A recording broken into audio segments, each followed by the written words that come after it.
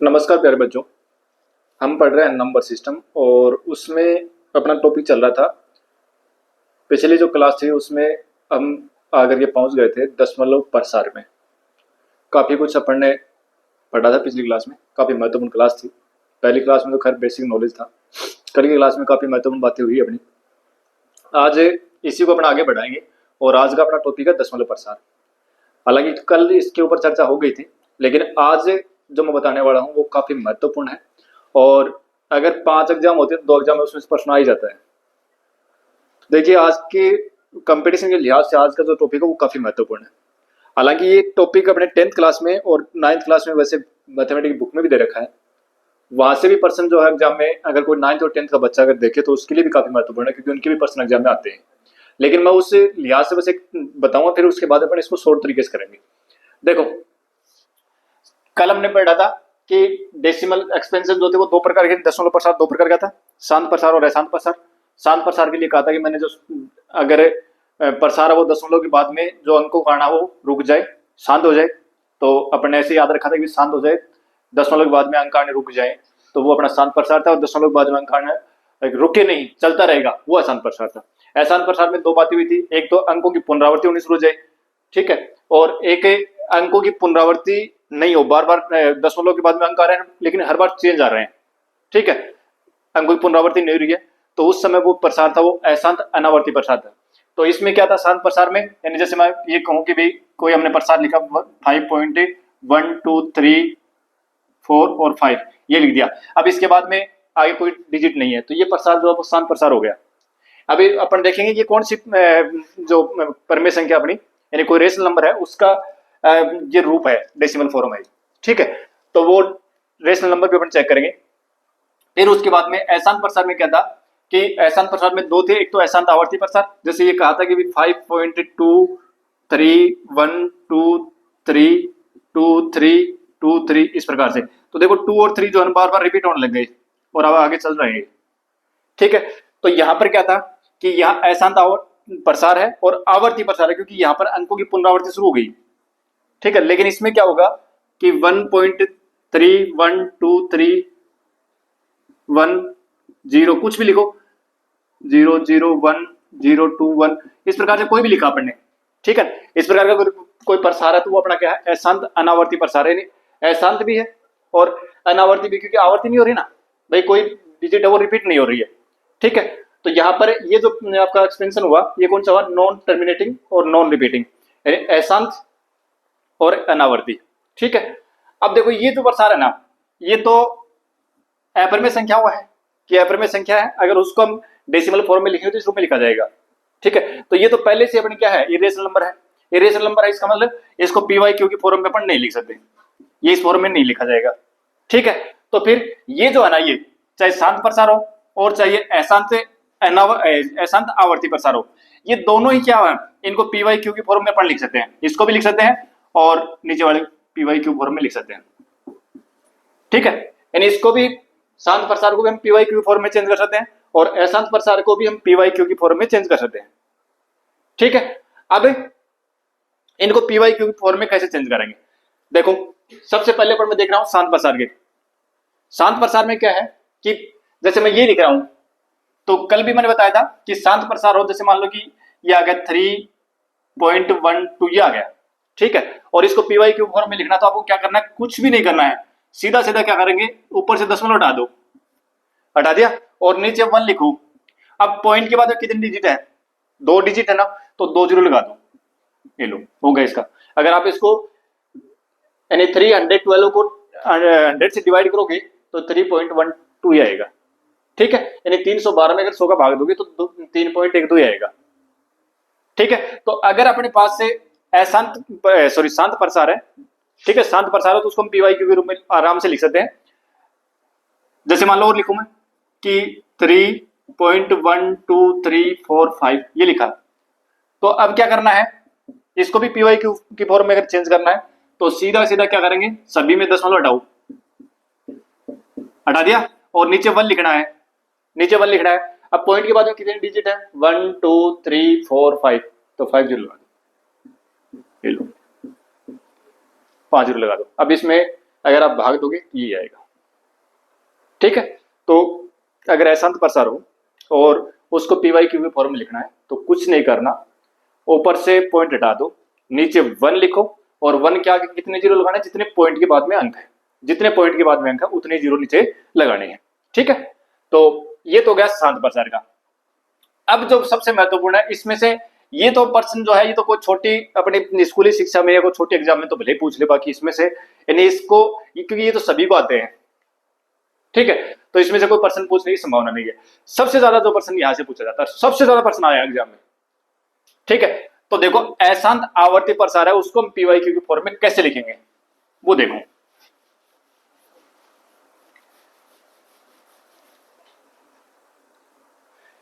जैसे मान लो कि अगर अपने को ये कहे कि 1.333 और इस एक को अपने को पीवाईक्यू की फॉर्म में लिखना है। 1.333 जो है उसका रिपीट हो रहा है, वो उसका रिपीटेशन हो रहा है, 3 बार बार आ रहा है, तो ये कौन सी हो गई, यानी अशांत और आवर्ती प्रसार हो गया। इसको पीवाईक्यू की फॉर्म में अपन लिख सकते हैं। अब क्या आएगा फॉर्म वो अपने देखना है। तो देखो इसको अपन ये लिखते हैं कि भाई 1.3 के ऊपर बार भी तो लिख सकते हैं। अपन क्या करेंगे, सबसे पहला काम अपना ये है कि इसको अपन x इक्वल या y इक्वल किसी इक्वल मान लो। आप अपन ने मान लिया कि ये x इक्वल है। ठीक है, अब फिर उसके बाद हमने क्या करना है कि अगर इसमें देखो कि कितने अंकों की पुनरावृत्ति हो रही है, अगर 1 अंक की पुनरावृत्ति हो रही है तब तो इसको करो 10 से गुणा, अगर 2 अंकों की पुनरावृत्ति हो रही है तो करो 100 से गुणा, अगर 3 अंकों की पुनरावृत्ति हो रही है तो करो 1000 से गुणा। ठीक है, 1 अंक की पुनरावृत्ति 1 जीरो वाली संख्या मतलब 10 से गुणा, 2 अंकों की पुनरावृत्ति 2 जीरो वाली संख्या यानी 100 से गुणा, 3 अंकों की पुनरावृत्ति मतलब 3 जीरो वाली संख्या यानी 1000 से गुणा। ठीक है, तो इसको तो आप दे दो इक्वेशन फर्स्ट, और इसको मैं 10 से गुणा करता हूं क्योंकि एक अंक का रिपीटेशन हो रहा है, एक अंक बार बार आ रहा है भाई, 3 है वही तो बार बार आ रहा है, तो इसको करेंगे हम 10 से गुणा, दोनों तरफ 10 से गुणा करूं, इसको 10 से गुणा तो 10x हो गया।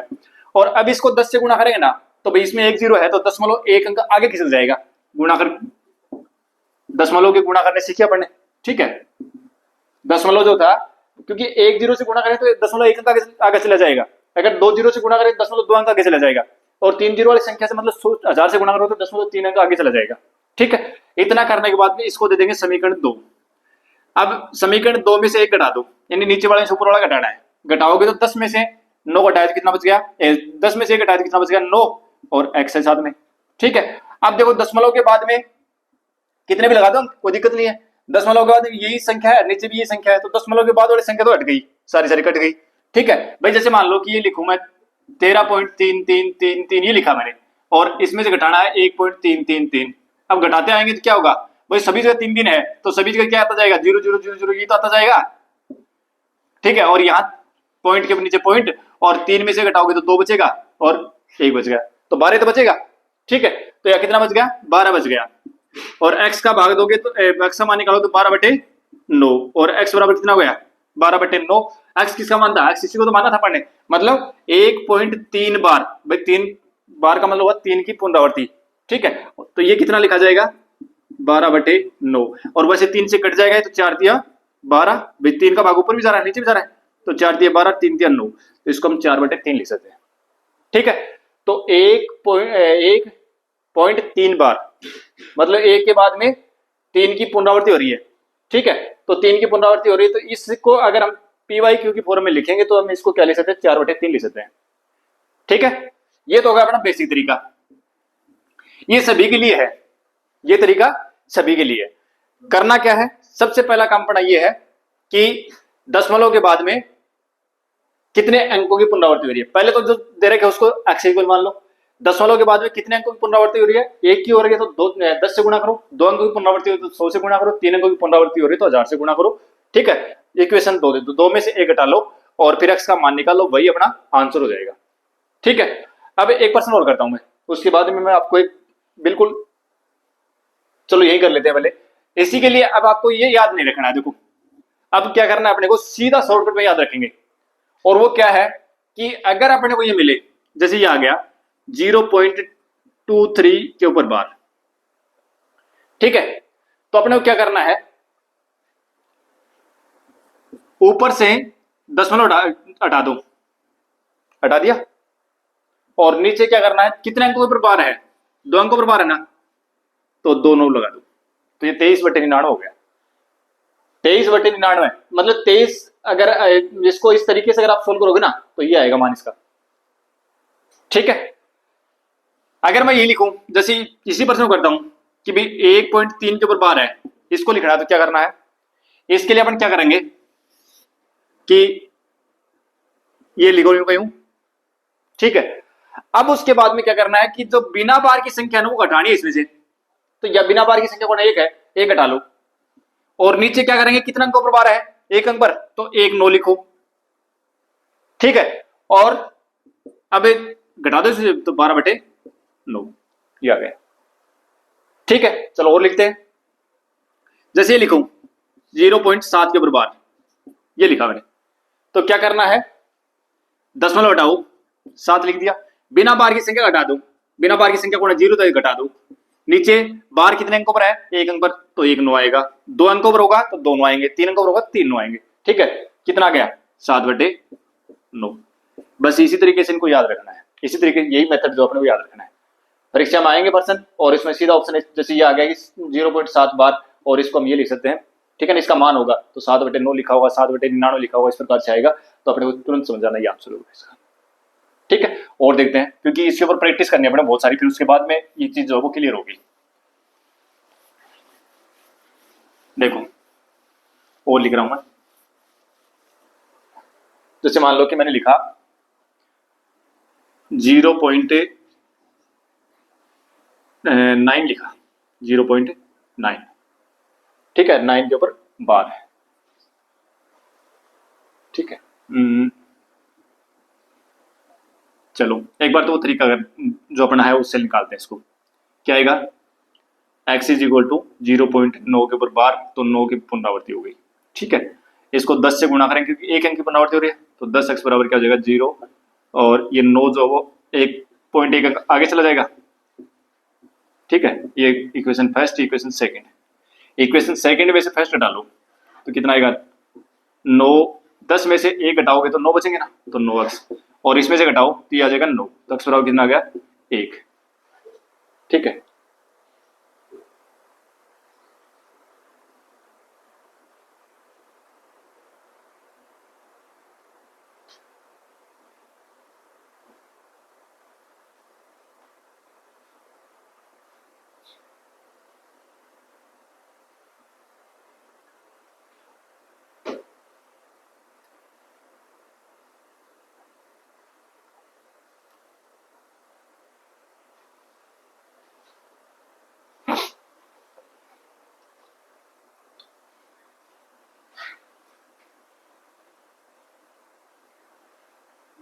तो x समान कितना आ गया, 1 आ गया। चलो कोई नहीं, ये जो संख्या ना इसको अपन क्या लिख सकते हैं, 1 लिख सकते हैं। x बराबर कितना हो जाएगा भाई, वैसे भी इसको लिखेंगे ना वो बड़े उस तरीके से, तो क्या जाएगा 9 माइनस 0, और बट्टे में क्या हो जाएगा भाई, कितने अंकों पर बार है, 1 पर है ना, तो 9 लिखोगे तो कितना आ जाएगा, 1 आएगा, तो इसका मान कितना हो जाएगा, 1 हो जाएगा। सही है, ठीक है, कोई दिक्कत नहीं है।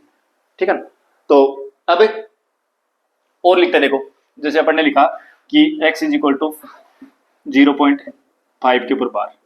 ठीक है, क्या जाएगा, x बराबर 0.555, ठीक है, और फिर 10 से गुणा कर लो भाई, एक अंक है ना, एक अंक के ऊपर 12, तो 10 से गुणा करना पड़ेगा, तो 10 से गुणा कर लो, तो 10x बराबर कितना हो जाएगा, 5.555। ठीक है, और अब वही तरीका, इसमें से घटाओगे तो 9x बराबर कितना हो जाएगा, इसमें से पॉइंट वाले बाद सारे कट जाएंगे, 5 में से 0 घटाओगे तो 5 बचेगा, तो x बराबर कितना आ जाएगा, 5/9 आ जाएगा। ठीक है, तो ये हो गया। अब इसमें क्या था, देखो इन संख्याओं में सबसे मेन चीज क्या है कि मैंने यहाँ पर 0 ले रखा है, दशमलव के जस्ट बाद में जो डिजिट है उसके ऊपर बार लगा हुआ है। ठीक है, तो इनका सभी का तरीका एक होगा, क्या करना है आपको कि ऊपर से दशमलव हटाना है, ऊपर से दशमलव हटाना है, नीचे 9 लगाना है। ठीक है ना भाई, दशमलव के बाद में एक अंक था, उसके ऊपर बार था। ठीक है, तो ऊपर से दशमलव हटाओ, तो 5 से ऊपर दशमलव हटा दिया, ठीक है, नीचे 9 लिख दिया, हो गया। अगर जैसे मान लो कि अपने पास ये होता कि 0.23 होता, इसके ऊपर बार है, तो अब 2 अंकों पर बार है ना, दशमलव हटाओ, क्योंकि देखो ध्यान दो यहाँ पर 0 के तुरंत बाद में क्या, 0 या 0 है, तो 0 को तो घटाने भाई, घटाते अपन 0 को हटाते तो वही संख्या आएगी। तो देखो कितना गया, 23/99।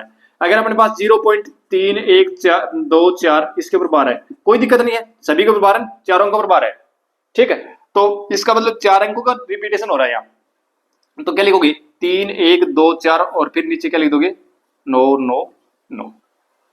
ठीक है, तो ये क्या इन सभी में क्या था कि दशमलव से पहले 0 था, दशमलव के जस्ट बाद में जो अंक आ रहा था उसके ऊपर बार था।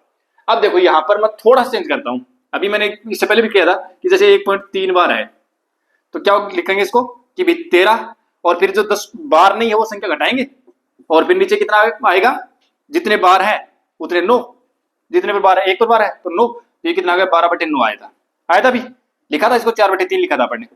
इसी प्रकार से अगर मैं जैसे मान लो कि 1.03 के ऊपर बार लिख दूं ऐसे लिखूं तो क्या आएगा, तो क्या आएगा।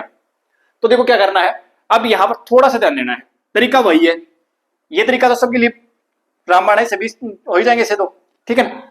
अब देखो क्या करना है, इसमें दशमलव हटाओ, बार हटा दो, उसके बाद में बिना दशमलव के जो संख्या वो हटा दो, क्या बचा देखो दशमलव हटाने के बाद में कितना 10 बचा ना, ये दोनों इनसे जो संख्या बनी वो हटा दो। नीचे क्या करना है, नीचे अपने को जितने बार है उतने, जितने अंकों पर बार है उतने 9 लगाने हैं, एक अंक पर बार है तो उतने 9 लिखा। अब देखो दशमलव के बाद में बिना बार के कितने अंक है, बिना बार के कितने अंक है, बिना बार का तो एक 0 तो है, एक है ना, तो एक 0 यहां लगाना पड़ेगा, बिना बार के जितने अंक होंगे उतने 0 लगाना पड़ेगा, तो यहाँ बिना बार का एक अंक है 0 वो यहां लगा दिया। अब घटा लो इसमें से कितना आएगा, तो ये 93/90, यानी 93/90, ठीक है। और देखो इसमें थोड़ा सा, इनमें थोड़ा सा जोर आएगा करने का, और देखो एक और लिखता हूं मैं, जैसे मान लो कि मैंने लिखा कि 2.513 और इसके ऊपर बार लिखा, ठीक है। अब इसको PYQ फॉर्म लिखना है, कोई दिक्कत नहीं है, घबराने की जरूरत नहीं है बिल्कुल भी। क्या करना है, सीधा लिखो, ये हटा दो सारे, कुछ नहीं रखना ऊपर, हटा दे सब कुछ। उसके बाद में क्या करना है, माइनस करना है, ठीक है।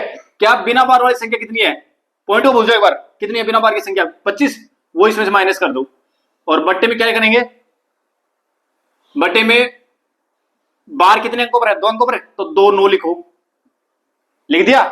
और बिना बार की देखो दशमलव के बाद में देखना है, दशमलव के बाद में पॉइंट के बाद में, और बिना बार के कितने अंक है, बिना बार का एक ही तो है तो एक 0 लगा दो, अगर 2 अंक होते तो 2 0 लगाते। अब इनको सोल्व कर लो, ये आएगा 8 और 3, ये भी 8 4 2 और बट्टे ये आ जाएगा, ठीक है। अब ये कुछ कैंसिल हो रहे हैं, उनसे अपन इनको कैंसिल कर सकते हैं, तो 2 का भाग चला जाएगा इसमें, तो 12 4 4 और इसमें भी 2 का भाग चला जाएगा, तो ये 4 और 9 और 5 ये आ जाएगा। और कुछ कटे तो फिर और भी कट जाएंगे, कोई दिक्कत नहीं है, लेकिन अब आगे नहीं कटेगा शायद चाहते हैं, ये रहेगा, ठीक है। तो ये 1244/495, तो इसको अगर 1244 में अगर आप 4 से 95 भाग दो तो ये आएगा, ठीक है। तो क्या बताया मैंने कि दशमलव के बाद में पहले दशमलव हटाओ ऊपर, फिर बिना दशमलव हटा के बिना बार वाली संख्या जो भी बढ़े वो उसमें से घटानी है, और फिर क्या करना, नीचे जितने अंकों पर बार है उतने 9 लिखने हैं, और फिर बिना बार दशमलव के बाद बिना बार के कितने अंक है उतने 0 लिखने हैं। और देख लो एक दो, जैसे मैं लिखूं कि भाई 31.3215 ये लिखा मैंने, ठीक है, ये लिखा, या चलो एक काम करते हैं, यहाँ 2 अंकों पर बार लगा देता हूं, ठीक है, कोई दिक्कत नहीं। वही तरीका क्या करेंगे, 31 32 और 15 बना दी संख्या, इसमें से क्या करना है, बिना बार वाली संख्या हटाओ 31 और 32, और फिर क्या करना है, नीचे क्या लिखेंगे, 2 अंकों पर बार है ना, तो दोनों लिखो, लिख दिया। और बिना बार दशमलव के बाद बिना बार कितने अंक है, 2 ही तो अंक है, तो 2 0 लगा दो, बस हो गया आंसर। क्या जाएगा, घटाओ इसमें से 3 8 और 0 और 0 31 ये आ जाएगा, ठीक है। कुछ कटे तो कट जाएगा, नहीं कोई दिक्कत नहीं है, कुछ कैंसिल होगा तो कर लेना, बाकी ये आंसर हो गया, ठीक है। तो इस तरीके से अपन इसको PYQ फॉर्म में लिख सकते हैं। दशमलव प्रसार लिख रहे हैं उसको हम PYQ फॉर्म में कैसे लिखेंगे, तो अशांत, अगर अशांत अनावर्ती प्रसार होगा ना तो वो अपरिमेय संख्या होता है, और अपरिमेय संख्या को PYQ फॉर्म में नहीं लिख सकते, इसलिए उसको PYQ फॉर्म में लिख नहीं सकते, ठीक है। शांत प्रसार होगा तो सीधा दशमलव हटाना हो, उतने ही नीचे 1 लिखे उसके आगे 0 लगा दोगे, पॉइंट दशमलव बाद में कितने अंक उतनी जीरो लगा दोगे। अगर अशांत प्रसार है, आवर्ती प्रसार है, तो क्या बता तरीका कि आपको क्या करना है, ऊपर से दशमलव हटाना है, बार हटाना है, संख्या लिख दो पूरी, फिर बिना बार वाली अंक जो है उनसे कितनी संख्या बढ़ गई वो घटा दो ऊपर, ठीक है। फिर नीचे आ जाओ, नीचे जितने अंकों पर बार है उतने 9 लिखो, और फिर दशमलव के बाद देखो कि दशमलव के बाद में बिना बार के कितने अंक है, जितने अंक उतनी जीरो लगा दो और सोल्व कर लो, आ जाएगा आंसर, ठीक है। तो ये अपने को पढ़ना, ये सबसे बढ़िया सबसे अच्छे प्रश्न आते हैं, ये सभी जो प्रश्न है वो सारे अच्छे हैं। अब यहाँ पर देखो एक छोटा सा ध्यान देना, ये 0.99 बार जो है ना ये है, ठीक है ना, तो इसको हमने लिखा कि ये 1 है, ठीक है। तो ये लगभग मतलब क्या है कि अगर देखें तो लगभग 1 के इक्वल ही है ये संख्या, ठीक है। तो इसका मान जो वो कितना आ रहा है, 1 ही आ रहा है, ठीक है। तरीका भी अपने 1 ही बता रहा है, कोई दिक्कत नहीं है, तो इससे ज्यादा भयभीत होने की जरूरत नहीं है। चलो आगे बढ़ते हैं।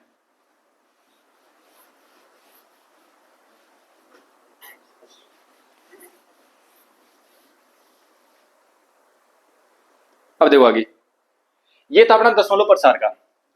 अब प्रश्न और भी बनते हैं, क्या कि यहां उल्टा था, दशमलव प्रसार था, उसको हमने पीवाईक्यू फॉर्म में लिखा। अब पीवाईक्यू के फॉर्म में लिखा हुआ मिलेगा और ये कहेगा कि इसका प्रसार दशमलव प्रसार है या मतलब प्रसार किस प्रकार का है, तो वो तो कल हमने पढ़ लिया था कि प्रसार किस प्रकार है वो देखना था। अब ये कहेगा कि बिना भाग की क्रिया के प्रसार लिखना, आपको भाग नहीं करना है और आपको प्रसार लिखना है इसका, ठीक है। अगर वो शांत प्रसार होगा, सॉरी आपका शांत प्रसार है, तो शांत प्रसार है तो उसका मतलब मान क्या आएगा, और अशांत प्रसार है तो अशांत प्रसार तो लिखवाएगा नहीं अपने से, क्योंकि अशांत प्रसार तो लिख नहीं पाएंगे।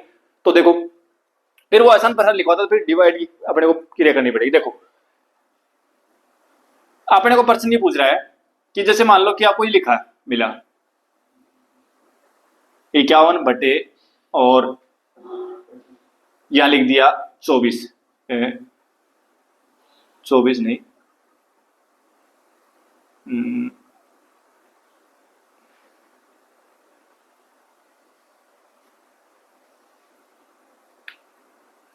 चलो मैं लिख देता हूँ 8 लिख देता हूँ, एक बार 8 लिख देता हूँ, ठीक है।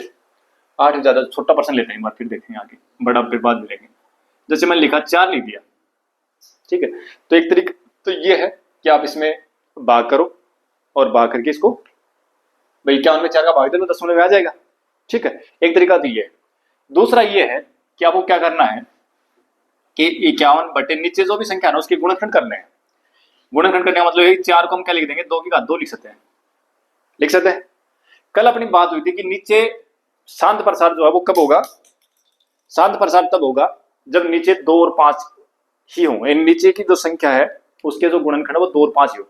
यानी यूं कह दो कि हर में 2 और 5 ही चाहिए बड़े को, तो 2 और 5 या 2 है तो इसका मतलब इसका प्रसार है वो शांत प्रसार होगा, ये तो तय है, ठीक है। अब वो शांत प्रसार होगा कितना वो अपने देखना है। तो अपन क्या करेंगे, देखो जितने यहाँ 2 और 5 अगर आप मिले तो दोनों की घात बराबर करनी है अपने को, दोनों की घातें बराबर करनी है। तो यहां देखो क्या होगा, 5 की घात ऊपर 2 और नीचे 5 की घात 2, मतलब नीचे भी मुझे 5 की घात 2 बनानी थी ना, इसलिए मैंने 5 की घात 2 से ऊपर नीचे गुणा कर लिया। अब अपन क्या लिखेंगे, 51 गुणा 5 और 25 और नीचे कितना हो जाएगा 2 की घातें 2 गुणा 5 की घातें 2, ठीक है। अब अपने को क्या करना है कि इनको गुणा करो, ऊपर कितना आता है 25 को इससे गुणा करो 51 से, तो 25 से कम 25 और 25 पंजे 125 और 2 127 और लिख दिया।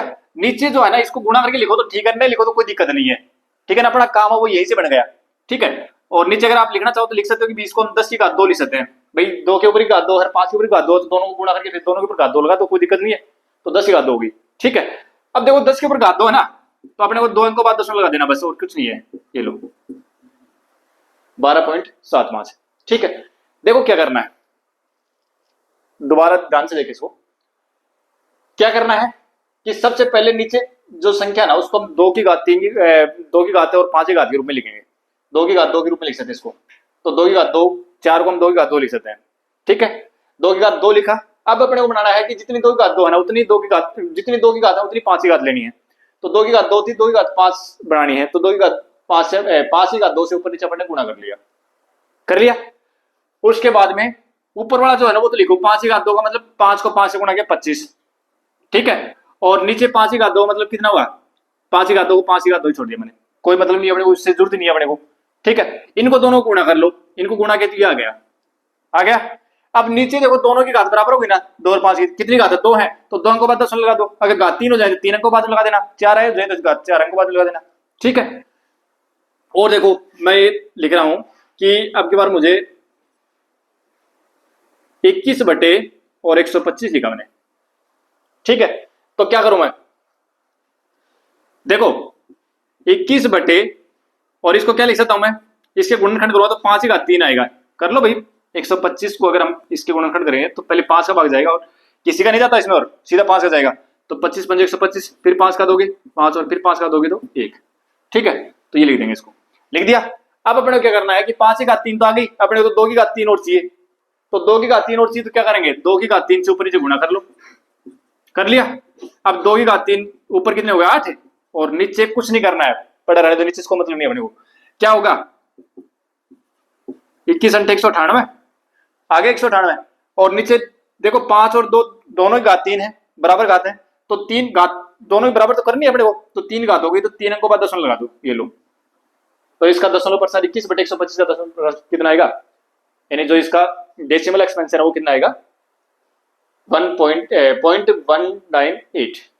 ठीक है, तो 1% यहां से ये बन सकता है आपका छोटा पर्सन, तो आप इस तरीके से इसको लिखेंगे। ठीक है, यानी बिना भाग की क्रिया के हुए सीधा इस प्रकार से हम डिवाइड नहीं करेंगे, और बिना डिवाइड किए हम इस प्रकार से कोई भी जो अपना प्रसार है उसको हम सीधा, मतलब कोई भी आपके रेशनल नंबर है उसको हम डेसिमल नंबर में कन्वर्ट कर सकते हैं। ठीक है, फ्रैक्शन दे रखी है आपको और उसको डेसिमल में कन्वर्ट करना है तो आराम से कर लेंगे। और देखो 1% और लिख रहा हूं मैं, जैसे मान लो कि अगर आपको ये दे दिया 21 बटे और ये दे दिया 60। ठीक है, तो क्या करना है, करो भाई इसके गुणनखंड करो पहले 21 के 60 के, नीचे वाले के करने हैं गुणनखंड, तो फैक्टर जो करने हैं वो तो नीचे वाले करने हैं, यानी 60 के जो फैक्टर करेंगे वो कितने होंगे, 2 से डिवाइड करो, फिर 2 से डिवाइड करो, फिर 3 से डिवाइड होगा, और फिर 5 से डिवाइड होगा। इसको हम क्या लिख देंगे, 2 की घात 2, फिर 3 की घात 1 और गुणा 5 की घात 1, ये लिख पाएंगे। अच्छा, अब देखो नीचे अपने को क्या करना है कि डेसिमल आपका जो ये शांत प्रसार कब होगा, जब नीचे 2 और 5 ही हो, या तो 3 भी आ गया, तो पहले एक बार चेक करो कि कहीं 3 कट तो नहीं रहा है, 3 कट रहा है ऊपर, 7 या 21, ये हुआ। ठीक है, मतलब ऊपर कितना आ गया 7 और नीचे कितना आ गया, 2 की घात 2 और 5 की घात 1। अब 5 की घात चाहिए 2, 5 की पावर 2 चाहिए भाई, 2 की पावर 2 है तो 5 की भी 2 चाहिए ना, तो अपन क्या करेंगे, एक तो है ही अपने पास, एक और ले लो, तो ऊपर नीचे 5 की पावर 1 से मल्टीप्लाई कर दो, 5 की पावर 1 का मतलब 5 ही, ऊपर नीचे 5 से मल्टीप्लाई कर दिया, ऊपर तो कितने हो गए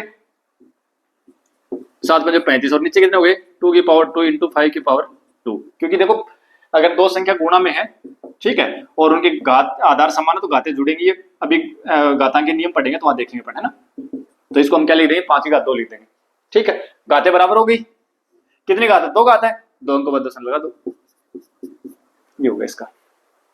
ठीक है, तो इस तरीके से आप इसको कर सकते हैं, मतलब कि आपको फ्रैक्शन दी हुई है और उसका दशमलव प्रसार लिखना है बिना भाग की क्रिया किए, तो हम उनके दशमलव बिना भाग की क्रिया के दशमलव प्रसार लिख सकते हैं कब, जब जो नीचे फैक्टर हो रहे हैं ना वो 2 की घात n और 5 की घात n, 2 की घात n और 5 की घात n के रूप में ही हो, मतलब 2 और 5 के ही गुण फैक्टर हो, जो नीचे वाले जो संख्या दे रही है उसकी फैक्टर करें उसमें केवल 2 और 5 ही आए, तो हम उनके आराम से बिना भाग की हुई और उसका दशमलव प्रसार अपन आराम से लिख सकते हैं। इसके अलावा अगर आए तो देख लो, अगर कैंसिल हो रहे हैं ऊपर नीचे तक तो कैंसिल कर लो, और नहीं तो फिर डिवाइड करना पड़ेगा अपने को, फिर अपना भाग ही करना पड़ेगा। कैंसिल नहीं हो रहा है, अगर जैसे मान लो कि यहाँ मैंने 21 लिखा है और यहाँ पर अपने को ये कह देता कि यहाँ 21 नहीं 22 है, तो फिर ये 3 कटता नहीं, 3 कटता नहीं, तो फिर अपन क्या करते, जैसे यहाँ 22 होता तो हम क्या करते, फिर भाग ही देते, 60 का भाग देते, तो भाग की क्रिया करते फिर उससे आता। ठीक है, तो वो लेंथी है, एग्जाम में छोटे क्वेश्चन है वो इस टाइप से आते हैं। फिर 1% और है छोटा सा, वो और देखना, उसमें क्या है कि क्या कहेगा अपने को कि ये लिखा हुआ मिलेगा, जैसे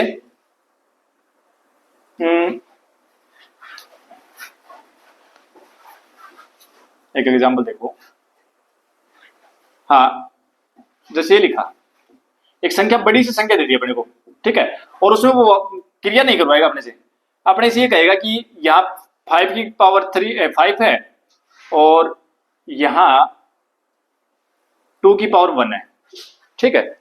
अपने को ये कहेगा कि पॉइंट के बाद में कितने अंक आएंगे, दशमलव के बाद में। इसका अगर प्रसार करोगे तो दशमलव के बाद में कितने अंक आएंगे, तो शांत प्रसार तो होगा, शांत प्रसार तो होगा, शांत प्रसार होगा। तो शांत प्रसार में क्या होगा कि मतलब नीचे 2 और 5 तो शांत प्रसार तो होगा।